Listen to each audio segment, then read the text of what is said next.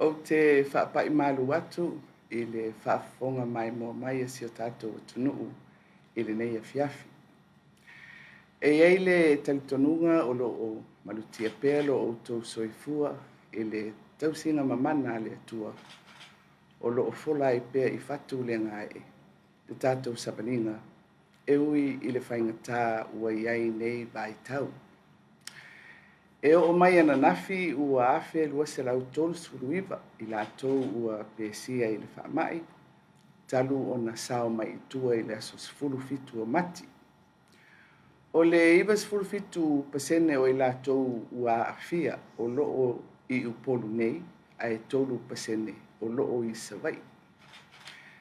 E lei se tasi o taofia i potu tina ina i le whalemai i le taimi nei, ma o le to'atele sa taofia ina ua aliae aunga ua tea i tua i o latou aiga. Sa whaiunga whanoina e le kapeneta i le vaiaso na tea nei le toe iloina o le whaangasolonga o le ngaruenga mo le whaamai. Ato ai ma polo inga o vavao pe a maea le vaiaso mua. I le Aulia na leila, sa toe ilo tupetoa ai le kapeneta, le tūlanga o lo taoto ai ngā luenga, ma fuafuanga le komiti o whaalawelawe whaafuasei, ma whaavae ai o nei whaatinonga. O tae au le asolua lua sifuru iwa o mati, e Taunu'u mai ai le fitu sifuru wafe o a tātou tui o le Pfizer. O a tātou tui nei, ua fuafua e whaatino ai le tui lona tolu o tangata mātutua e amata atu i le sifuru walu tausanga le mātutua anga i lunga. Ma whaasopalia ai le vaenga talabou mai le sifuru tasi i le sifuru fitu tausanga le mātutua e le imaea o latou tui. Ua iai le fuafuanga o le awha ngā solo le tuinga i tu malota i tasi. I upolu i le aso tofi nei, a o le aso wharaile mō savai. I le taimi nei, o loo mawalalo le pasene o i lātou uma o mai atu i lona tolu, o na o le tūlanga i le whaasolosolo o le maua mai o vaila au. Peitai o le uta tele o vaila au lea e taunu mai tai au. O le amawhai e loa o na whaasolo le tuinga i le Atunu'u, ina ia vave o na whaasopolia. E whapea foi i le toe autalaina o tui mua mo le whanawiti mai le 5 i le 10 tasi tausanga le mātutua mo upolu masawai, ai maise i lātou na misi i tuinga na whaasolo mua. O le mau whaavae o le nei fuafuanga, e matua mo o mia o na opo tui lona lua. Ma whaatino le tui lona tolu e sanga tāpena ai o tātou tino e tatali le whaamai. O le amawhai ai foi o na whetu unai le au whai ngā luenga le soifua māloloina. Ma isi a tātou au whai ngā luenga mua au e whaatino tuinga ma au nanga tau i le puipuinga ona o lo si i lunga le whainu mera o i lātou ua afia i le whamai.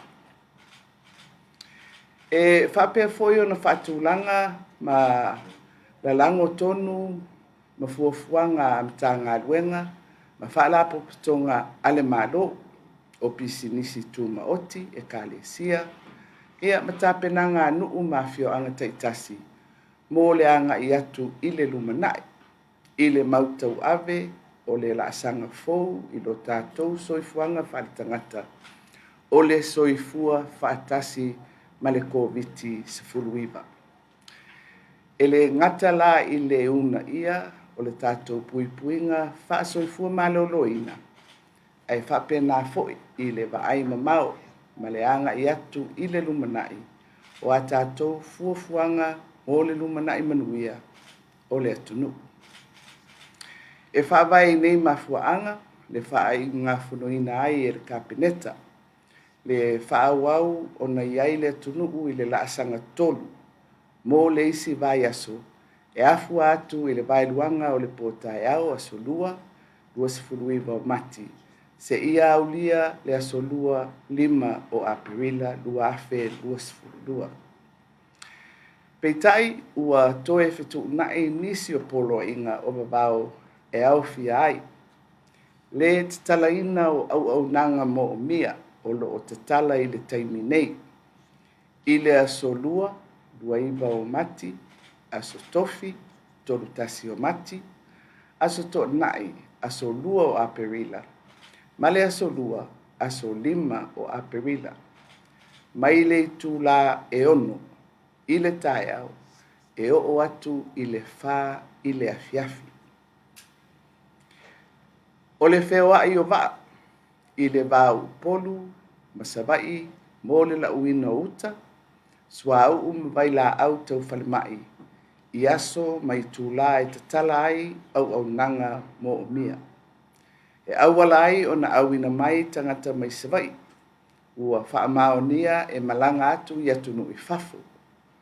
Ma ainga tūpito o i lātou ua mali liu i upolu nei masawai, peitai e mua i whaailoa whaamaoninga o nei vaenga. Le amata whaatino o malanga a le waa alalo e awina atu ai o loa i Amerika Samoa, ma awina mai ai o loa i le Atunu'u i lana malanga masani i vai aso taitasi. O le awili linga o polo inga o vavao o le a whailo atu i whamatalanga e tuina atu mai le malo. O nei vaenga uma o le ato e ilo e le kapeneta mo isi la asanga ma toe fonga i nai le Atunu'u i le amatanga o le vai aso fou. E talo sanga ina le paia o le Atunu'u e fesoso ani mai e tu lei whaatasi a tātou tau mawhainga mo le tuinga i le nei vai aso. O le tātou puipuinga lea e mawhai ai o na whaititia a afianga o ngonga e alia i mai pe a afia i le whamai. Pe i uai lava i le maniu. Ai mai se lava i le tūlanga whainga tā ua iai le Atunu'u i le maualunga o i lātou ua afia i whaamai le pipisi. Ia i angale le atua i lau Tapunia Samoa, ma ia tātou maua pelo na filemu, a wā tātou te manu malo wa iai nei umalava i le whaatasi mai o Yesu Kiriso ia i tātou. Ia manuia lau Tapunia le Atunu'u pele soifua.